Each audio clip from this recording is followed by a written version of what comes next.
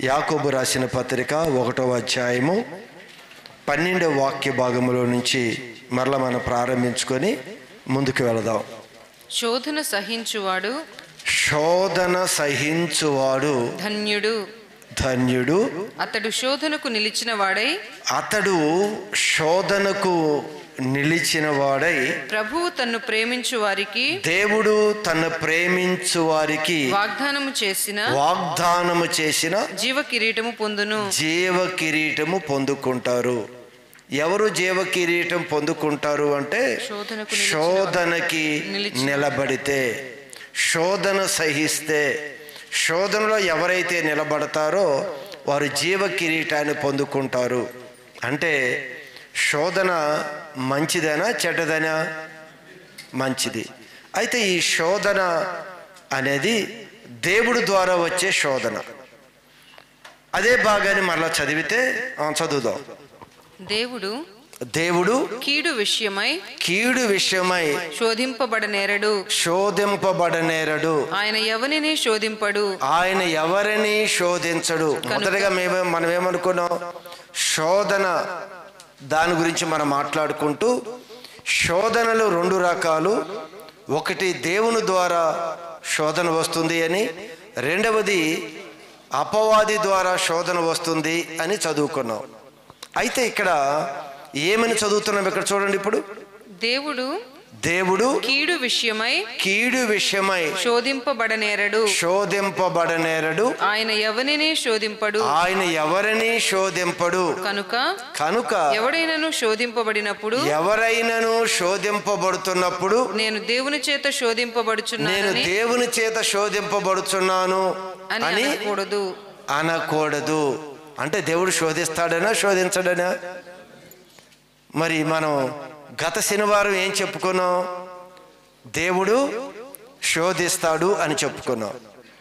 ఇక్కడేమంటున్నాడు? ఎవరైనా శోధనలో పడినప్పుడు దేవుడు నన్ను శోధిస్తున్నాడు అని చెప్పకూడదు. దేవుడు ఎవరిని శోధించడు అనే పదాన్ని ఇక్కడ చూస్తూ ఉన్నాం. అయితే మీరు జాగ్రత్త ఇక్కడ గమనించవలసింది ఏమిటి అంటే, దేవుడు శోధిస్తాడు. దేవుని యొక్క శోధనని టెస్ట్ అని లాస్ట్ టైము మీకు తెలియజేశారు. దేవుడు ఎలా శోధిస్తాడు? దేవుని యొక్క శోధన యొక్క ఉద్దేశం ఏమిటి అంటే మనల్ని పరీక్షిస్తాడు దేవుడు. అయితే మరి ఇక్కడ ఎవరిని ఆయన శోధించడు. శోధనలో పడ్డవారు దేవుని ద్వారా నేను శోధింపబడుతున్నాను అని అనకూడదు అని చెప్తున్నాడు కదా. అది ఏ విషయం గురించి అన్నాడు అక్కడ? కీడు విషయమై అనే మనకి కీడులోకి తీసుకుని వెళ్ళేది, మనకి నష్టాన్ని కలిగించే విధంగా దేవుడు శోధించడు. దేవుడు శోధన ఎందుకు వస్తుందంటే టెస్ట్, పరీక్ష.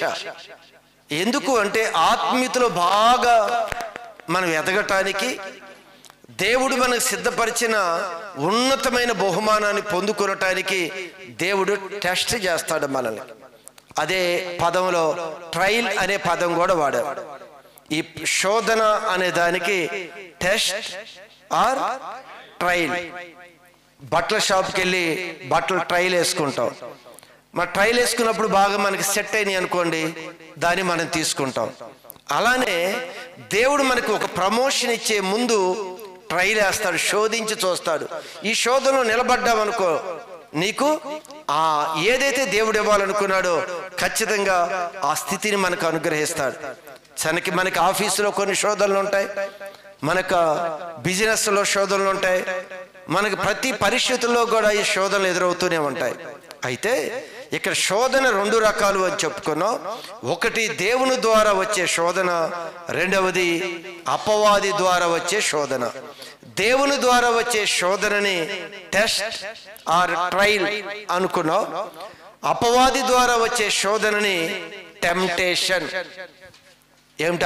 అపవాది వారి ద్వారా వచ్చే శోధన ఏమిటి? టెంప్టేషన్. అదే దాన్ని కంటిన్యూ చేసి చదవండి, ఒకసారి అర్థమవుతుంది. పడనేరడు. ఆయన ఎవరిని శోధింపడు కనుక ఎవడైనను శోధింపబడినప్పుడు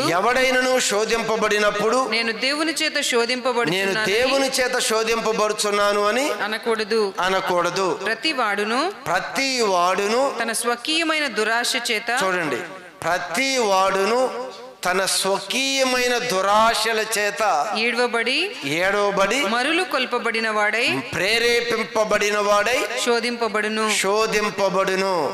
ఈ శోధన అనేది ఏమని ఉంటుంది? అక్కడ ఏం చెప్పారు? దురాశ, ఏంటి? టెంప్టేషన్. ఇక్కడ శోధనకి ఏమిటి? ఇది టెంప్టేషన్. ఇది ఎందుకు టెంప్టేషను? నీలో దురాశ ఎప్పుడైతే ఉంటుందో అపవాది నిన్ను టెంప్టేషన్ ప్రేరేపించి పాపములోకి తీసుకుని వెళ్ళిపోతాడు. అక్కడేమన్నా దేవుడు కీడి విషయంలో దేవుడు శోధించడు. నిన్ను పాపం వైపు తీసుకుని వెళ్ళాలని దేవుడు శోధించడు. దేవుడు శోధించేది ఏమైనా టెస్ట్ చేసి నువ్వు ఖచ్చితంగా ఆ ప్రమోషన్కు యోగ్యుడివా కాదా అని చూసి ఈ టెస్ట్లో నిలబడితే నీకు మంచి ప్రమోషన్లోనికి ప్రభు తీసుకుని వెళ్ళిపోతాడు. అయితే అపవాది శోధన ఎలా అంటే, మనలో దురాశ ఎప్పుడైతే ఉంటుందో వాడు మనల్ని శోధించి ఈ దురాశను ఆధారం చేసుకొని పాపంలోనికి ఈడ్చుకొని వెళ్ళిపోతాడు. ఇది అపవాది ద్వారా వచ్చే శోధన. గత దినాల్లో దేవుని ద్వారా వచ్చే శోధన ఎలా ఉంటుంది అని గత ఉపవాస దినంలో మనం ధ్యానించుకుంటూ వచ్చాం. ఈరోజు రెండవ శోధన ఎవరిది? ఇప్పుడు అపవాది ద్వారా వచ్చే శోధన. ఎలా వాడి యొక్క శోధన వస్తుంది? వాడు ఎలా శోధన అంటే టెంప్టేషన్. రెండు శోధన ఉంటుంది. మన ఇంగ్లీష్లో చూసుకున్నప్పుడు రెండిటికి అర్థం వేరుగా ఉంటుంది. అది శోధన ఉంటుంది, ఇక్కడ శోధన. ఈ శోధన దగ్గర ఏమైనా టెంప్టేషన్ అని ఉంటుంది, ఆ శోధన దగ్గర టెస్ట్ ఆర్ ట్రయల్. ఖచ్చితంగా మనం ఈ రెండు వేరియేషన్ డిఫరెన్స్ ఏంటో మనం గమనించాలి. అయితే దేవుని యొక్క శోధన ఒక మంచి ఆత్మీయ అభివృద్ధి కొరకే దేవుడు మనం టెస్ట్ చేస్తాడు. అయితే సాతాను అంట మనల్ని ప్రేరేపించి మనల్ని పాపంలోకి ఈడ్చుకొని వెళతాడు. ఎవరిని ప్రేరేపిస్తాడు? అవిధేయులైన వారిని ప్రేరేపిస్తాడు. మీరు జాగ్రత్తగా ఈ వాక్య భాగాన్ని మనం గమనిస్తే ఈరోజు సాతాను యొక్క శోధన ఎలా ఉంటుందో మనం గమనించాలి. ఆ శోధనకి కానీ మనం నిలబడకపోతే, మనం టెంప్ట్ అయిపోతే ఖచ్చితంగా కీడులోకి వెళ్ళిపోతాము అని దేవుడు వాక్యం సెలవిస్తూ ఉంది. చూడండి, బైబిల్ గ్రంథంలో ఎఫెసీ పత్రిక 2వ అధ్యాయము 2వ వాక్య భాగము. సాతాను ఎవరిని ప్రేరేపిస్తుంది? ఇది మనకు కావాలి. ఇప్పుడు దేవుడు ప్రేరేపణ అది మన ఉన్నతమైన స్థితికి అని చెప్పుకున్నాం. సాతాను యొక్క శోధన టెంప్టేషన్ పాపంలోకి ఈడ్చుకొని వెళ్ళిపోతుంది అని చెప్పాం. సాతాను ఎవరిని ప్రేరేపిస్తాడు అనేది మనం చూస్తే ఇక్కడ చక్కని ఒక మాట రాయబడి ఉంది. మీరు వాటిని చేయుచు అవిధేయులైన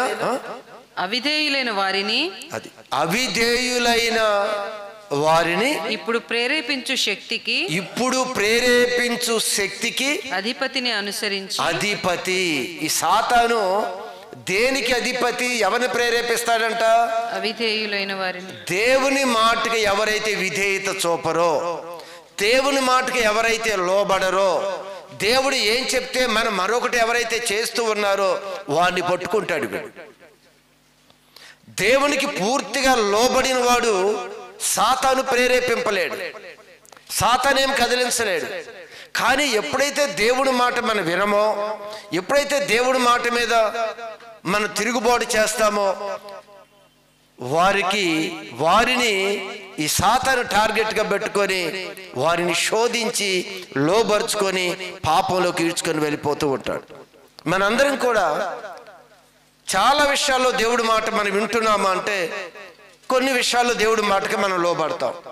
ఎక్కడైతే మనం దేవుడి మాటకి లోబడటం లేదో, ఒక 10% మనలో ఉన్నా ఆ 10% ఎక్కడైతే దేవుడి మాట వినటం లేదో ఆ ప్రదేశంలోకి వచ్చి ఈ దుష్టుడు మనల్ని శోధిస్తాడు. ఆహార విషయంలో శోధిస్తాడు, ధనాపేక్ష విషయంలో శోధిస్తాడు. ఇలా చూసుకొని వస్తే సాతాను శోధించే కొన్ని విధానాలు ఉన్నాయి. మనలో కానీ దురాశ కొంచెం ఉన్నా దుష్టుడు మనల్ని ప్రేరేపించి వాడు ఈడ్చుకొని వెళ్ళిపోతాడు. అందుకే ఈ ప్రేరేపణ అనేది చాలా డేంజర్. ఇది అందుకే ప్రభు చెప్తున్న వాక్యం ఏమిటి అంటే, మీలో దురాశ ఉండటం వలన వారిని ప్రేరేపించటానికి వాడు అధిపతి. ఏమని రాయబడి ఉంది అక్కడ? ఇప్పుడు అవిధేయులైన వారిని ప్రేరేపించే శక్తికి అధిపతి అంటే చూడండి ఎలా ప్రేరేపిస్తాడు. ఖచ్చితంగా మీరు గమనించండి. దేవుడి ప్రేరేపణ మనకి లాభాన్ని కలిగిస్తుంది, సాతాను ప్రేరేపణ మనకి నష్టాన్ని కలిగిస్తుంది. సాతాను ప్రేరేపణకి మనం అవకాశం ఇవ్వద్దు అంటాడు. అందుకే అపవాదికి మీరు చోటివ్వకుడి, అపవాదికి చోటివ్వద్దు, నువ్వు దేవుడికి లోబడు, అప్పుడు వాడు నీ యొద్ద నుంచి పారిపోతాడు. ఎందుకు అపవాదికి చోటు ఎలా వస్తుంది? నువ్వు దేవుడికి లోబడకపోవటం వలన. ఇక్కడ అన్నాడు కదా, అవిధేయులైన వారిని ప్రేరేపిస్తాడు. అంటే దేవుడికి లోబడని వారిని వాడు ప్రేరేపించి వాడు పూర్తిగా పాపంలోకి ఈడ్చుకొని వెళ్ళిపోతాడు.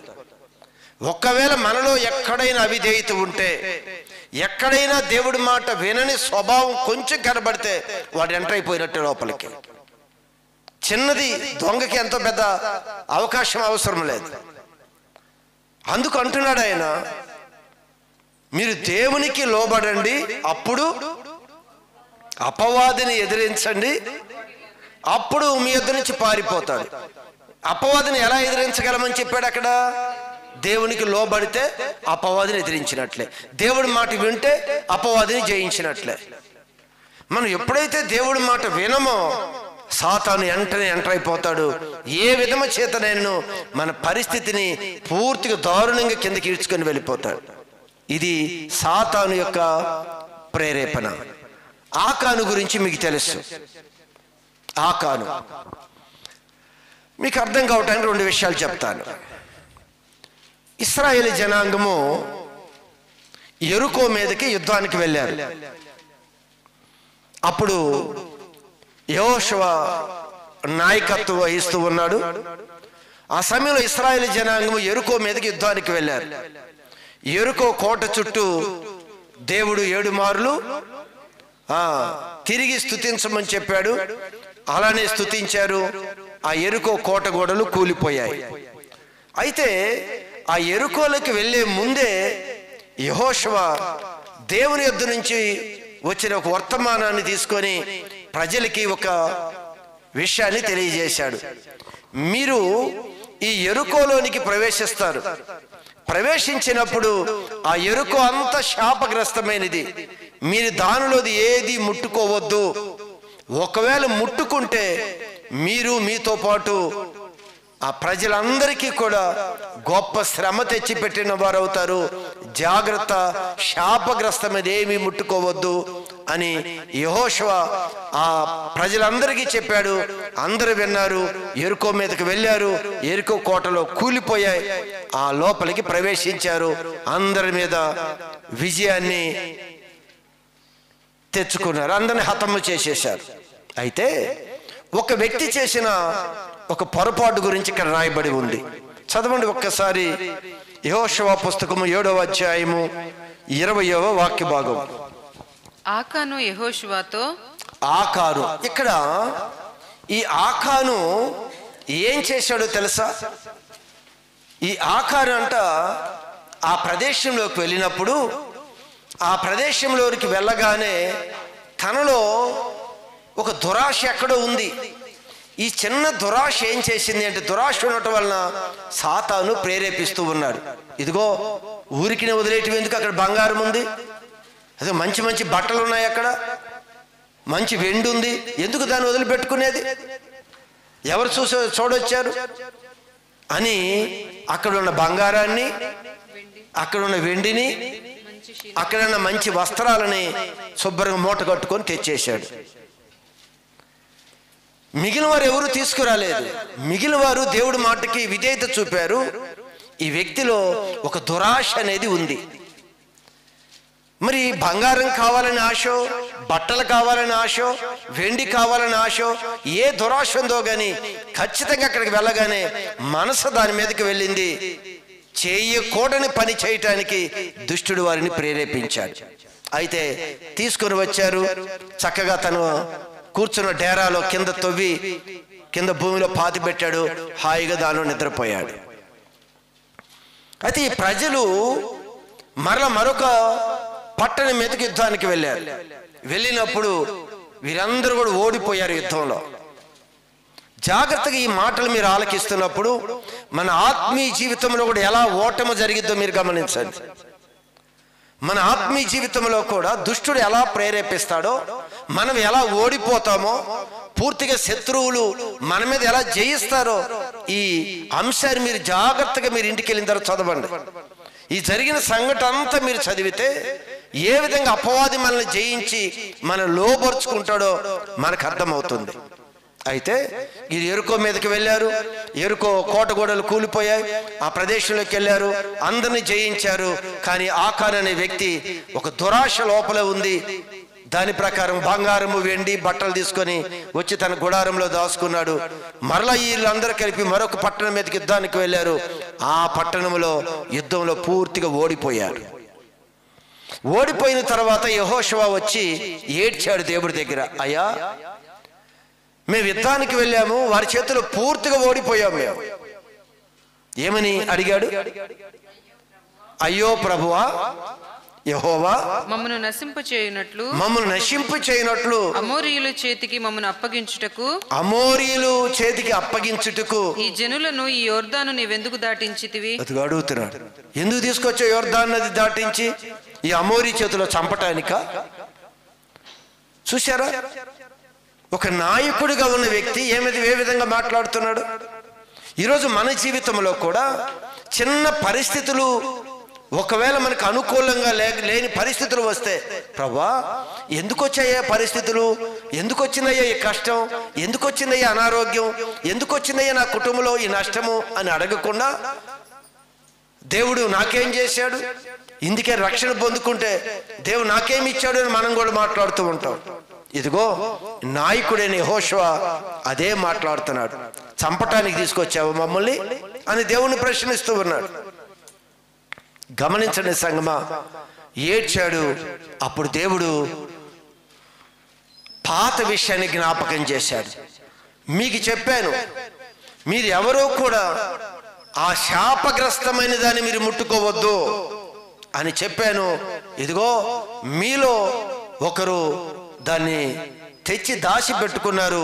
ముందు దాన్ని తొలగిస్తేనే మీకు ఈ విజయం వస్తుంది, లేకపోతే మీకు విజయం రాదు అని దేవుడు చెప్పాడు.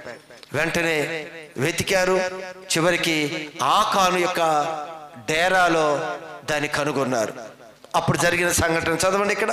7:20 యెహోషువ గ్రంథం. ఆకాను యెహోషువతో ఇశ్రాయేలీల దేవుడైన యెహోవాకు విరోధముగా నేను పాపము చేసినది నిజము చెప్తున్నాడు. ఇప్పుడు ఆకాను, నేను పాపం చేశాను, దేవుడికి వ్యతిరేకమైన పాపం చేశాను, దేవుడు వద్దు అన్నది చేశాను, నేను ఒప్పుకుంటున్నాడు యెహోషువ దగ్గర ఆకాను.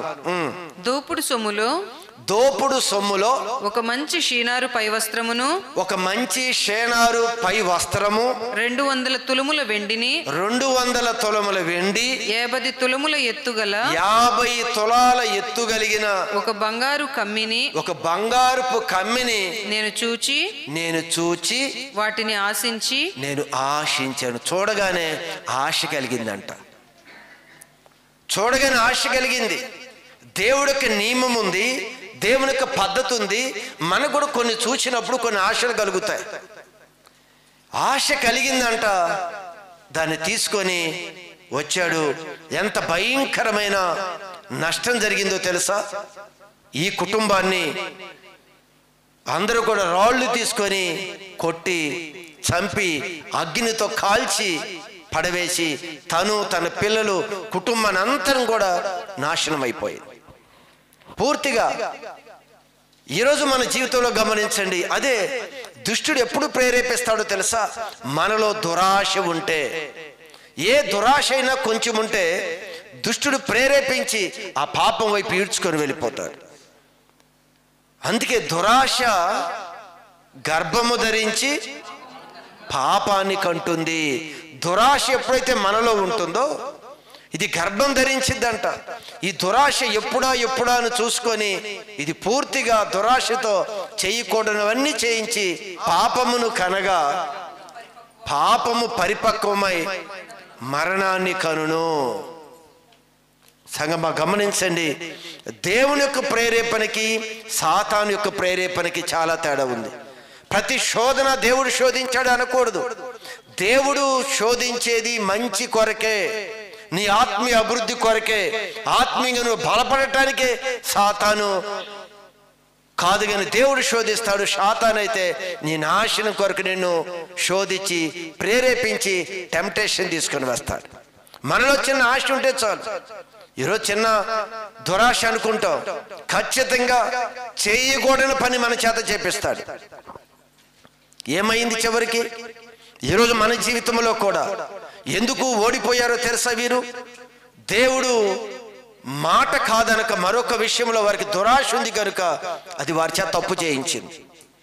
ముట్టకూడనిది వస్తువును ముట్టుకున్నారు వారు. ధనాపేక్ష, అందుకే వాక్యం చెప్తుంది, ధనాపేక్ష సమస్త కీడులకి మూలమదే. ధనాపేక్ష కానీ మనలో ఉంటే కష్టపడి సంపాదించుకునే తప్పు లేదు. మన కష్టపడి మనం సంపాదించుకునేది కాదు, అబద్ధంతోనో మోసంతోనో మనం ఏదైనా కుయుక్తిగా చేసేది ఏం చేస్తుంది అంటే మనల్ని శోధనలోకి దేనిలోకి ఈడ్చివిద్ది అంట, అది ఈడ్చుకొని వెళ్ళిపోతుందట మనల్ని. ఇదిగో శోధన.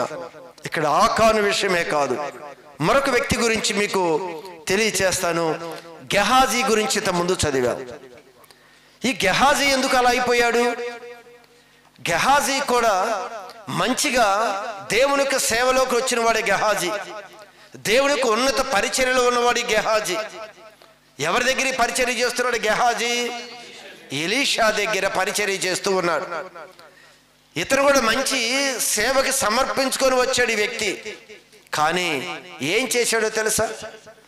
ఏదైతే ఒక దేవుడిచ్చిన నియమంలో వారు ఆ పరిచర్య జరిగిస్తున్నారో ఆ నియమంలో నుంచి తప్పిపోయాడు. దేని కొరకు తప్పిపోయాడు? ధనాపేక్ష, డబ్బు కొరకు దేవుడిచ్చిన నియమంలో నుంచి తప్పిపోయాడు. దేవుడు కొన్నిసార్లు మనకి టెస్టులు పెడతాడు. మనకు టెస్ట్ పెట్టినప్పుడు టెస్ట్లో ఒకవేళ ఫెయిల్ అయిపోతే మన ముందుకి ప్రమోషన్లోకి వెళ్ళలేవు. ఏ పని దేవుడు మనకు అప్పగించడు కూడా. కానీ దేవుడు టెస్ట్లో ఓడిపోతే మరలా నువ్వు ప్రయత్నం చేసుకొని మరలా ఒక్కసారి ప్రయత్నం చేయొచ్చు. కానీ సాతాను కానీ నీకున్న బలహీనతను గమనించాడా పూర్తిగా నేను ఈడ్చుకొని వెళ్ళిపోతాడు, పూర్తిగా ఈడ్చుకొని వెళ్ళిపోతాడు. ఇక్కడ ఇతను కూడా, ఈ గెహాజీ కూడా ఏ విధంగా చేశాడో చూడండి. ఏం చేశాడు ఈ వ్యక్తి? నయమాను దగ్గర తన యొక్క ఎలీషా చెప్పాడు, నీ సంపాదనలో ₹1 కూడా నాకు అక్కర్లేదు అని డబ్బు తీసుకోలేదు. తీసుకోకుండా వెళ్ళిపోమన్నాడు. ఎందుకు తీసుకోలేదో మనకు తెలియదు కానీ, ఎందుకు వద్దన్నాడో మనకు తెలియదు కానీ, ఆ డబ్బు ఎందుకు దేవుడు ముట్టుకోవద్దన్నాడో తెలియదు కానీ ఎలీషా ఖచ్చితంగా చెప్పాడు, నీ డబ్బులో ₹1 కూడా నాకు అక్కర్లేదు అని పంపించి వేశాడు. ఎవరిని? నయమాన్ని. కుష్టి రోగము పోయింది. అయితే ఈ నయమాను వెంట పరిగెత్తుకుంటూ వెళ్ళాడు ఈ గెహాజీ. ఎలీషాకి తెలియకుండా, తన గురువు గారికి తెలియకుండా ఆ డబ్బుని కొరకు పరిగెత్తుకుంటూ వెళ్ళాడు. చివరికి ఏం దక్కిందో తెలుసా? ఆ యొక్క నయమాను యొక్క కుష్టు ఇదిగో గెహాజీకి వచ్చేసింది. ఎందుకు ప్రేరేపింపబడ్డాడు? సేవకుడే, దేవుని పిలుపులో ఉన్నవాడే, ఎలీషా దగ్గర పరిచర్య చేస్తున్న వ్యక్తే. కానీ మనలో దురాశ ఉంటే ఖచ్చితంగా అపవాది మనల్ని టెంప్టేషన్ చేస్తాడు, ప్రేరేపిస్తాడంట. ప్రేరేపిస్తాడు చిన్న చిన్నగా.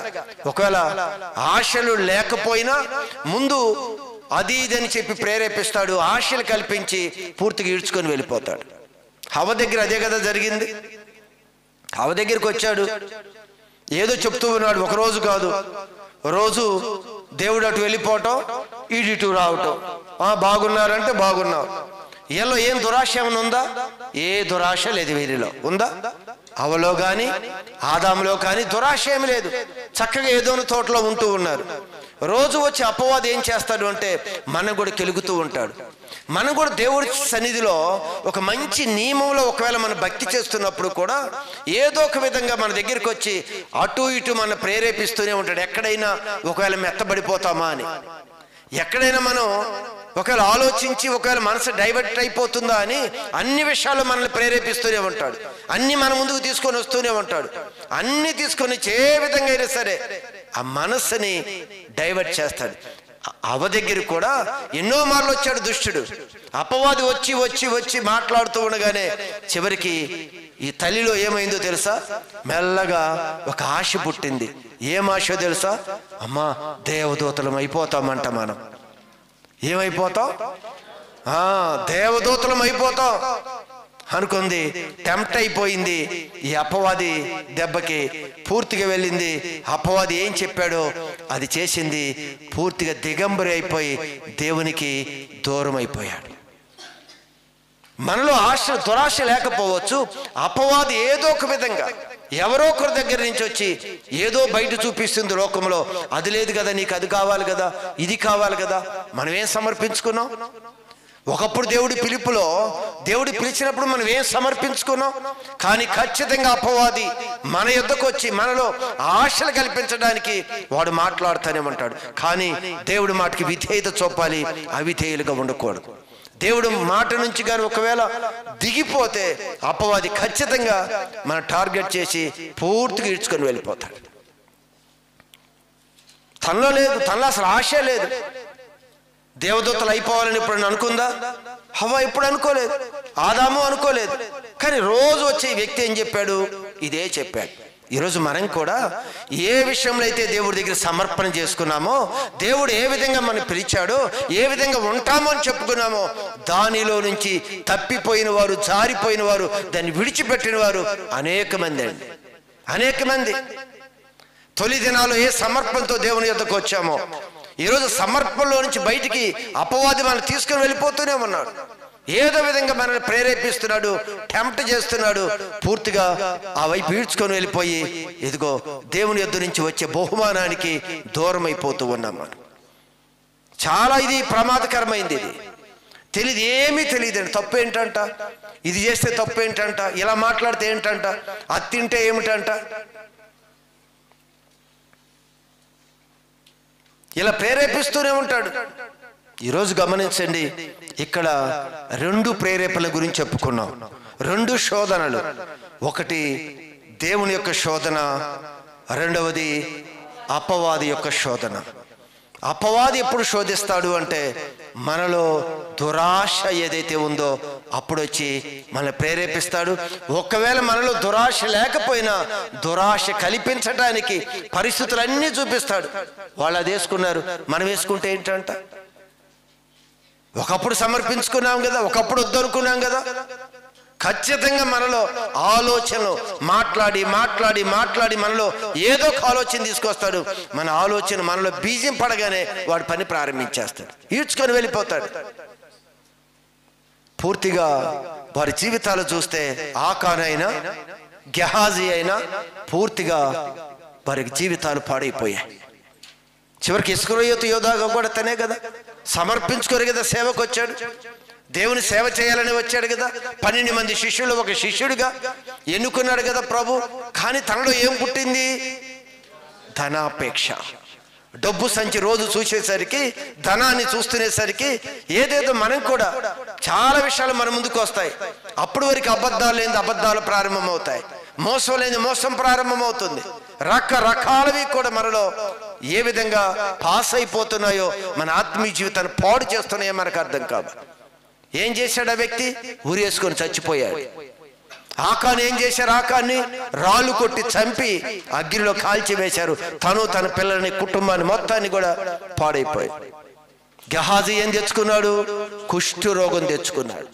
ఈరోజు గమనించండి సంగమా, ఇలా చూసుకుంటే బైబిల్లో కొన్ని సందర్భాలు ఉన్నాయి, ఇప్పుడు సమయం లేదు. కానీ వీరందరూ కూడా ప్రేరేపింపబడినవారు.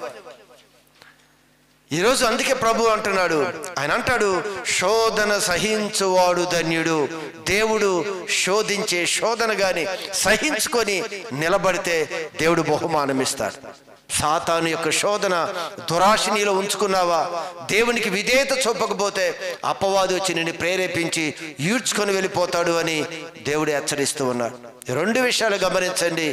అయితే ఈ శోధనలని మనం ఎలా జయించగలము, అసలు శోధన ఎలా జయించగలము అనేది మరొక మీ ఉపవాస దినంలో దాని గురించి మరొక విషయాన్ని నేను మీకు తెలియచేస్తాను. ఈ రెండు బాగా మీరు బ్రెయిన్లో ఫీడ్ అవ్వాలి.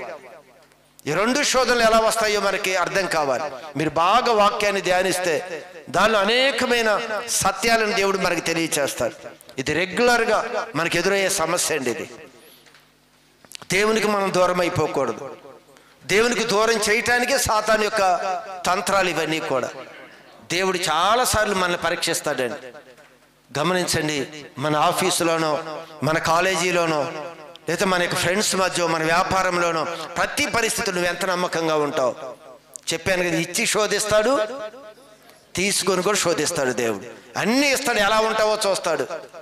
అసలు ఏమి లేకుండా తీసేసి ఎలా ఉంటావో చూస్తాడు. గత వారంలో చెప్పాను మీకు, ఇచ్చి శోధిస్తాడు, తీసుకొని కూడా దేవుడు శోధిస్తాడు. కానీ దేవుని యొక్క శోధనలో విజయం వస్తుంది. ఒకవేళ శోధనలో నిలబడలేదనుకోండి, పెద్ద నష్టమేమి జరిగేది ఏం కాదు. కాకపోతే రాబోయే బహుమానం రాదు, అంతగా నష్టం జరగదు. కానీ సాతాను యొక్క శోధనలోకి వెళ్ళిపోతే పూర్తిగా స్మాష్ అయిపోతాం, పూర్తిగా దేవుడికి దూరం అయిపోతాం, పూర్తిగా ఆత్మీయ జీవితంలో దిగజారిపోతాం. కనుక మన ఎవరూ కూడా దురాశ ఏదైనా ఉంటే, దేవునికి లోబడనిది ఉంటే అది తీసివేసుకుందాం, దేవుడికి లోబడదాం, అపవాదికి చోటివ్వద్దు అని చెప్పాడు. మీరు దేవుడికి లోబడండి, అపవాదికి అయితే చోటివ్వద్దు. దేవుడికి లోబడ్డారా వాడు పారిపోయినట్టే. లోబడి ఆయన మాట వింటే చాలు, అపవాది పారిపోతాడు, ఏది మనం శోధించలేడు. కనుక దేవుడి మాటకు లోబడదాం, దేవుని యొక్క ఉన్నతమైన బహుమానాన్ని పొందుకుందాం. దేవుడి మాటలు దీవించును గాక.